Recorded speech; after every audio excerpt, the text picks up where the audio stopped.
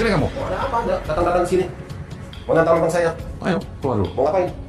Gak ada urusan bang. Duduk situ. Anda mau ngapain? Duduk. Datang saya. Kamu Ujang Bustomi. Iya. Kamu yang pimpinan Padepokan Anti Miskin. Edan kamu. Ngaku sama saya, kamu telah numpakin ketiga anaknya Bu Sumi. Itu Anaknya pakai kosim. Anda punya buktinya nggak? Buktinya saya jotos. Sembarangan ada. Anda emang berani sama saya? Main contoh-contoh saja. Minta maaf sama dia. Mau ngapain minta maaf? Saya nggak akan ngelakuin apa-apa. Kamu masih tetap mungkir? Sekarang Kamu tetap pengen lari dari tanggung jawab. Ibu nuduh saya ngambilin anak ibu. Buktinya nanti dijotos sama Kang Ujang yang sebenarnya. Kata Kang Ujang ini. Ini emang Kang Ujang namanya? Bukan, saya Doraemon.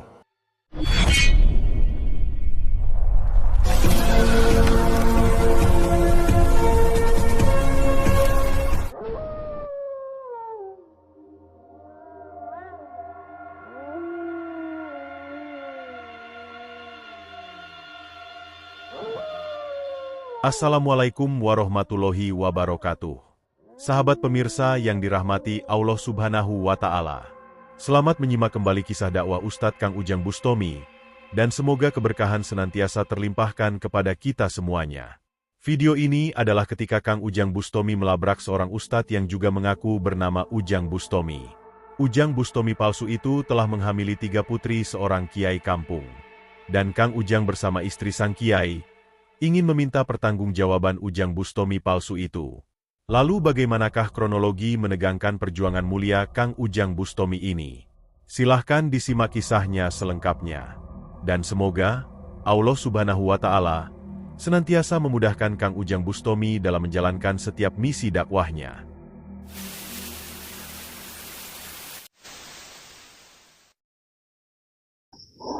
Allahumma sholli على محمد يا رب صل عليه وسلم اللهم صل على محمد يا رب صل عليه وسلم ربي فانفعنا ببركتهم واهدنا الحسنى بحرمتهم ربي فانفعنا ببركتهم واهدنا الحسنى بحرمتهم.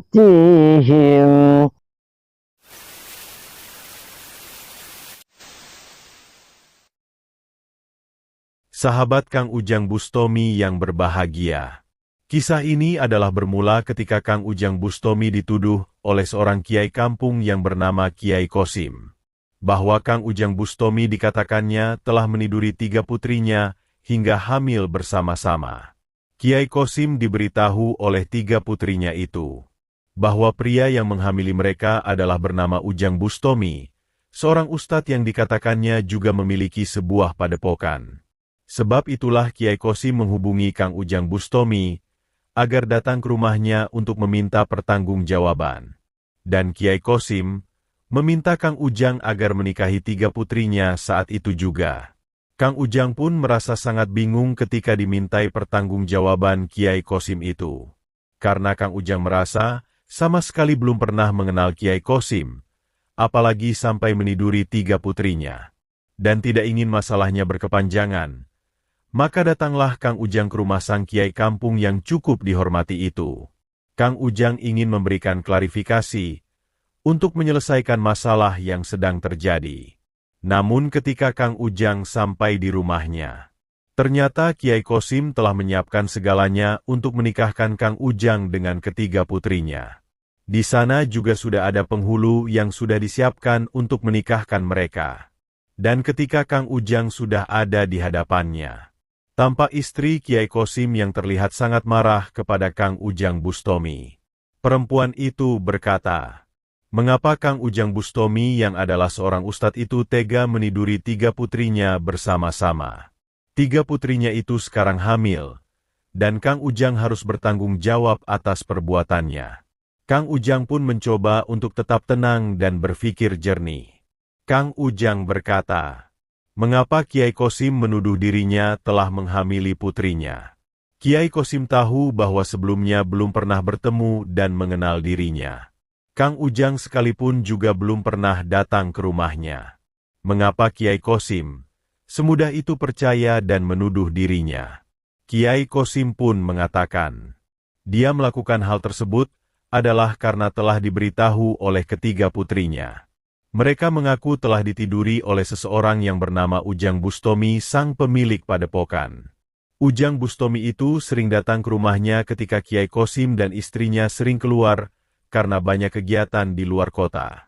Sebab itulah dia kemudian meminta Kang Ujang untuk langsung melakukan pernikahan saat ini juga sebagai bentuk pertanggungjawaban. Kang Ujang pun mencoba berkata kepada ketiga perempuan putri Kiai Kosim. Seharusnya mereka mengenal Ujang Bustomi yang meniduri mereka. Benarkah Ujang Bustomi yang mereka maksud itu adalah dirinya? Perempuan tersebut pun mengatakan bahwa memang Kang Ujanglah yang telah menidurinya. Walaupun mereka juga berkata bahwa Kang Ujang yang menidurinya itu sebenarnya berambut gondrong panjang. Namun mereka meyakini Kang Ujang sengaja menyukur gundul rambutnya untuk mengelabuhi dirinya dan keluarganya. Dan mendengar perkataan tiga putrinya yang demikian, Kiai Kosim pun menjadi tidak ingin bersabar lagi. Dia kemudian meminta penghulu agar segera menikahkan mereka. Kang Ujang mencoba untuk memberi penjelasan bahwa sesungguhnya lah dia tidak pernah tidur dengan tiga putrinya. Bisa jadi ada seseorang yang mengatasnamakan Kang Ujang Bustomi untuk melakukan kebejatannya. Apalagi putrinya juga mengatakan bahwa Ujang Bustomi yang dia maksudkan itu berambut gondrong. Sedangkan dirinya sejak dulu telah berkepala botak. Kiai Kosim dan istrinya sedikit pun tidak peduli dengan perkataan Kang Ujang Bustomi. Mereka sangat yakin dengan perkataan putrinya. Dia menuduh botaknya Kang Ujang itu telah disengaja, yaitu untuk mengelabuhi dirinya dan tiga putrinya. Kiai Kosim tidak ingin banyak bicara lagi. Apapun yang terjadi, malam ini Kang Ujang harus menikahi tiga putrinya. Dia tidak ingin mendapatkan rasa malu yang besar di tengah masyarakat, bahwa putrinya telah hamil tanpa ada suaminya. Dan mengetahui Kiai Kosim dan istrinya yang sudah tidak bisa diajak bicara itu, Kang Ujang pun menjadi bingung harus melakukan apa. Akan tetapi badan sudah terlanjur basah. Kang Ujang yakin ada banyak misteri yang sedang terjadi dalam kejadian ini. Kang Ujang menjadi sangat penasaran dan ingin membongkar misteri apa sebenarnya yang sedang terjadi. Kang Ujang pun kemudian merencanakan sebuah misi. Kang Ujang mencoba untuk mengikuti kehendak Kiai Kosim. Dia bersedia melakukan ijab kobul bersama tiga putrinya. Namun, ijab kobul itu hanya dilakukan oleh dirinya dan ketiga putrinya, juga dengan bapak penghulu saja. Kiai Kosim pun memenuhi permintaan Kang Ujang Bustomi. Maka dimintalah Kang Ujang masuk ke dalam ruangan, bersama tiga putrinya dan sang penghulu. Dan di saat itulah Kang Ujang kemudian memulai misinya. Ketika Kang Ujang dipegang tangannya untuk diijabkan oleh sang kiai penghulu, Kang Ujang sudah bersiap dengan rencananya. Kang Ujang ingin memberikan pelajaran kepada penghulu yang diyakini gadungan itu, juga ingin menyadarkan tiga putri Kiai Kosim. Beberapa saat kemudian, Kang Ujang pun menghajar sang penghulu, juga seorang asistennya yang berusaha untuk melawannya. Dan setelah sang kiai penghulu dan asisten itu berhasil dilumpuhkan, Kang Ujang pun mencoba berkata kepada putri Kiai Kosim. Kang Ujang meminta mereka agar berkata jujur di hadapannya. Benarkah orang yang menghamili mereka itu adalah Kang Ujang dirinya? Setelah itulah sang perempuan itu menunduk dengan rasa malu dan kemudian berkata bahwa Ujang Bustomi yang meniduri mereka itu adalah bukan Kang Ujang Bustomi yang kini ada di hadapannya. Lalu mengapa tadi bilang di hadapan orang tuanya bahwa Kang Ujang dirinya yang melakukannya? Tanya Kang Ujang dengan kesal. Perempuan tersebut berkata, mereka terpaksa berkata itu karena agar segera bisa menikah. Ujang Bustomi yang menghamilinya itu sudah tidak datang lagi, dan nomor ponselnya pun juga sudah tidak bisa dihubungi. sehingga dia menerima saja setiap orang yang bisa menjadi suaminya. Maka setelah mendengar pengakuan jujur dari perempuan putri dari Kiai Kosim itu, Kang Ujang pun segera mendatangi Kiai Kosim dan istrinya. Kang Ujang ingin menyampaikan bahwa dia telah mendengar perkataan jujur dari para putrinya, bahwa sebenarnya Ujang Bustomi yang menghamili putrinya itu bukan dirinya.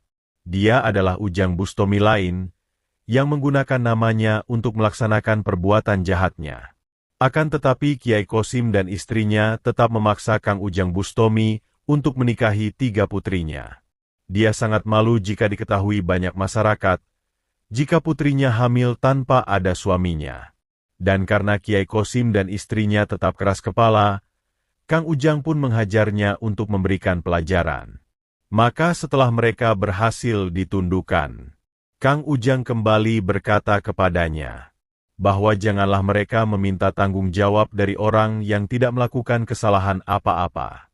Kang Ujang tahu bahwa Kiai Kosim dan keluarganya sedang bersedih, namun mereka harus tetap berpikir jernih dan berjalan di jalan yang seharusnya.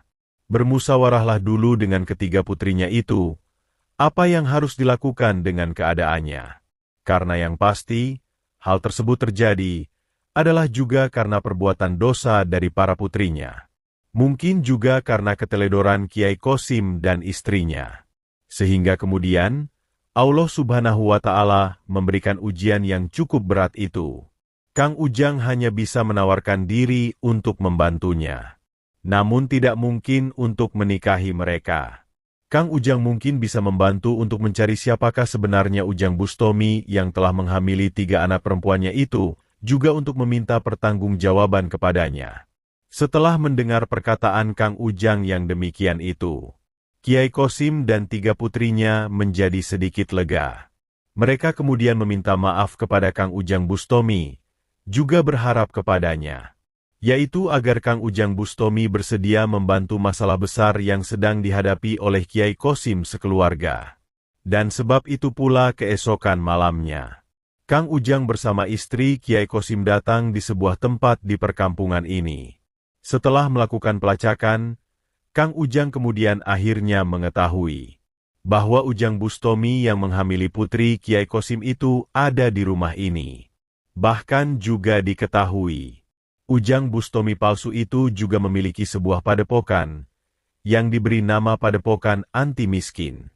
Maka datanglah Kang Ujang dan istri Kiai Kosim masuk rumah Ujang Bustomi palsu. Mereka diterima seorang perempuan yang mengaku istri Ujang Bustomi dan 2 muridnya. Kang Ujang pun langsung menyampaikan tujuannya, bahwa dia sedang ada perlu dengan Ujang Bustomi dan meminta agar dipertemukan dengan dirinya.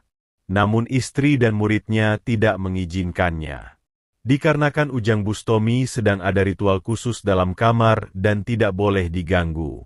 Kang Ujang pun akhirnya bercerita bahwa kedatangannya sebenarnya adalah untuk meminta pertanggungjawaban dari Ujang Bustomi. Ujang Bustomi itu telah meniduri 3 perempuan putri Kiai Kosim, dan saat ini mereka sedang hamil. Dan mendengar perkataan Kang Ujang yang demikian itu, istri dan murid Ujang Bustomi itu terlihat langsung marah-marah. Mereka tidak terima Ujang Bustomi dituduh yang demikian itu begitu saja. Dan karena marahnya itu, mereka langsung berusaha mengusir Kang Ujang dan istri Kiai Kosim. Sebab itulah pertarungan itu kemudian terjadi. Istri dan murid Ujang Bustomi itu berusaha untuk menghajar Kang Ujang yang menurutnya telah berbuat lancang dan keterlaluan. Kang Ujangnya mana? Ini kan tukang ojek. Ya, saya tukang ojek. Nah, ya wajar.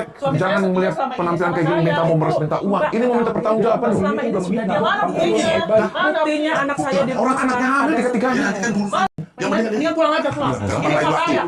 lain waktu aja, lain waktu. Mau saya jotos. Ya mau apa? Jodoh saya, silakan. Kamu ngajak berantem. Lah, ya berani ini kan tanggung jawab sana. Kamu berani? Iya. Kamu berani? Iya berani. Oke. Oke.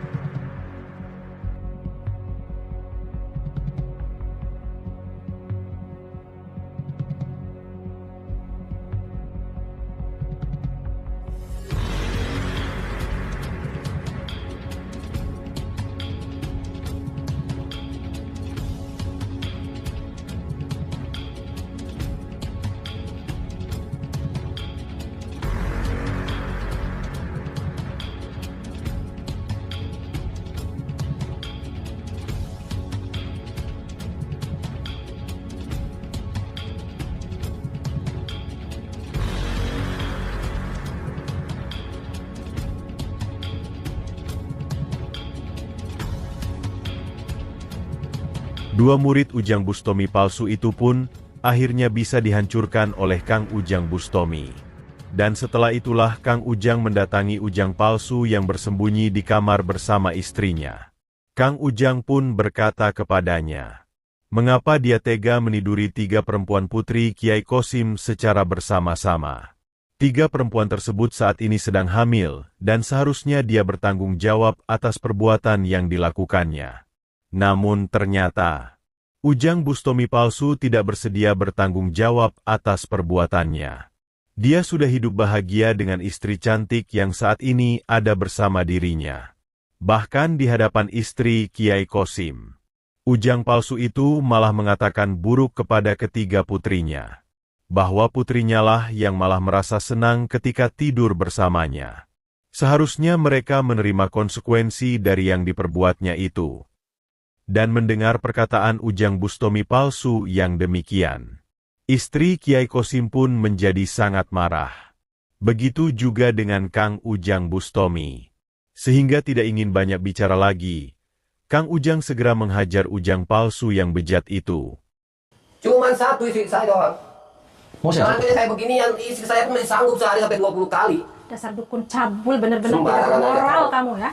Kamu tutup pintu saya ini Ujang Bustomi, orang yang udah terkenal dari mana-mana, bukan di sini aja.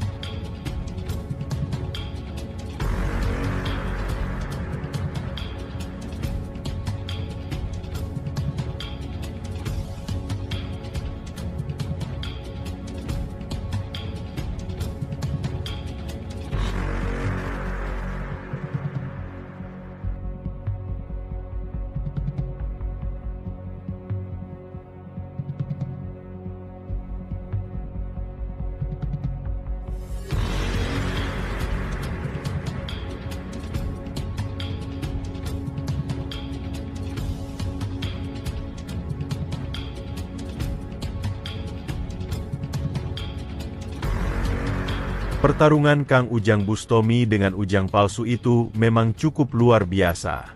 Dengan seluruh kemampuan hebat yang dimilikinya, mereka berusaha untuk saling menghabisi dan menghancurkan. Dan tampaknya, Sang Ujang palsu memiliki kemampuan kanuragan yang cukup hebat. Walaupun beberapa kali ilmu hebat Kang Ujang menghantam, Sang Ujang palsu masih tetap tangguh dan perkasa.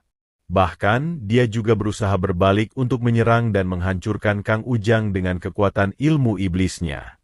Akan tetapi, yang dihadapinya adalah Kang Ujang Bustomi. Seorang tokoh spiritual hebat, yang belum pernah ada yang mampu menandingi. Ilmu hikmah yang diberikan Tuhan kepada Kang Ujang adalah ilmu suci yang diyakini dipenuhi dengan keberkahan. Ilmu hikmah itu sangat hebat dan dimiliki oleh orang luar biasa yang mengagumkan. Apalagi ketika menghadapi ilmu hitam titisan iblis yang menyesatkan. Ilmu hikmah suci itu pasti akan bisa untuk menghancurkan. Termasuk kekuatan hebat ilmu iblis dari Ujang palsu. Walau dia cukup lama bisa bertahan, namun pada akhirnya dia harus mengakui kehebatan ilmu hikmah Kang Ujang Bustomi. Ketika Kang Ujang mengeluarkan ilmu hikmah pamungkasnya, sang manusia bejat itu akhirnya mendapatkan ganjarannya.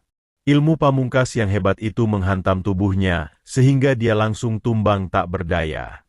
Tubuh itu tidak lagi bisa bergerak, dan sepertinya sekarat meregang nyawa. Maka habislah riwayat sang Ujang palsu yang terlaknat itu. Dan setelah berhasil menghancurkan sang Ujang palsu, Kang Ujang kemudian berusaha menyadarkan istrinya, yaitu agar dia tidak ikut tersesat atas perbuatan suaminya yang penuh dengan dosa. Terima kasih telah menyaksikan kisah dakwah inspiratif yang penuh edukasi dan kemuliaan ini. Ambillah sisi positifnya dan buanglah sisi negatifnya. Dan tentunya kami juga berharap kisah dakwah yang mulia ini bisa memberikan manfaat, juga bisa jadi petunjuk bagi para pemirsa. Dan semoga Allah Subhanahu wa Ta'ala senantiasa memberikan banyak rahmatnya kepada kita semuanya.